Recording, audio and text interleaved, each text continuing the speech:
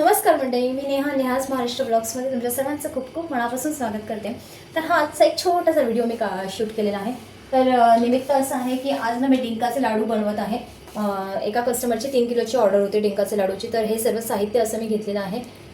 तर जवळपास पाव किलोचे काजू आणि पाव किलो बदाम अशा प्रमाणात हे ड्रायफ्रुट्स मी इथे वापरलेले आहेत। आणि शिवाय आता मी खोबरं एका साईडला भाजत सुद्धा आहे हा व्हिडिओ शूट करता करता।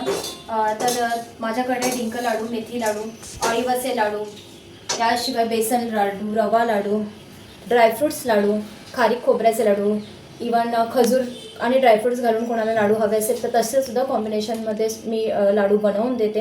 तुम्ही जसे सांगाल, तुम्ही जशी ऑर्डर मला द्या त्याप्रमाणे मी लाडू करून देते। शिवाय माझे नाचणीचे लाडूसुद्धा या 4-5 दिवसांमध्ये बऱ्याच प्रमाणात कस्टमरने डिमांड करून मागवले होते। त्यांना ते आवडले खूप, नाचणीचे आणि ड्रायफ्रुट्सचे लाडू।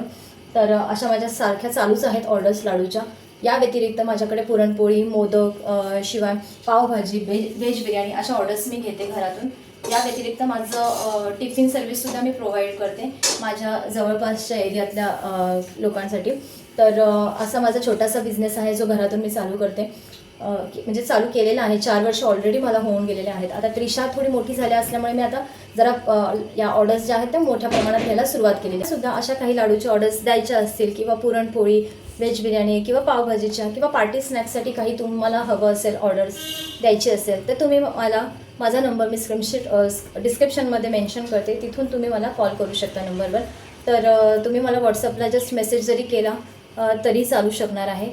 तर अशा प्रकारे मला तुम्ही नक्कीच संपर्क करा आणि अशा ऑर्डर्स देऊन बघा।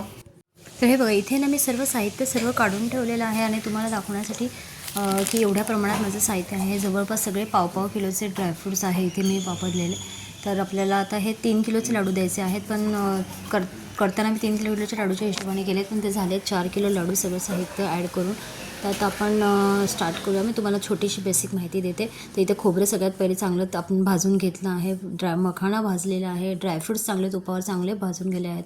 भरभरून ड्रायफ्रूट्सचा वापर मी इथे केलेला आहे।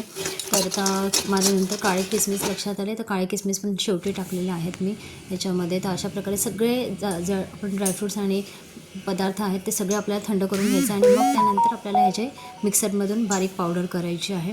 तर अशा प्रकारे मी थोडं मिक्सरमधून बारीक करून घेणार आहे। तर ते डिंक आता पाव किलो इथे घेतलेला आहे। डिंकसुद्धा पाव किलो आपण बारीक थोडा घेऊन छोट्या बॅचेसमध्ये तळून घ्यायचं आहे मस्त फुगेपर्यंत। त्यानंतर नाचणीचं पीठसुद्धा आपण चांगलं फ्राय करून घेतलेलं आहे। असं खरपूस भाजून घ्यायचं। जेव्हा तुम्ही खरपूस भाजून घेता ना तेव्हा लाडू चांगला लागतो खायलासुद्धा, कुठेच कच्चा लागत नाही लाडू। तर आता अशा प्रकारे आपले लाडू तयार झालेले आहे। आजचा हा व्लॉग कसा वाटला मला नक्की कमेंट करून सांगा।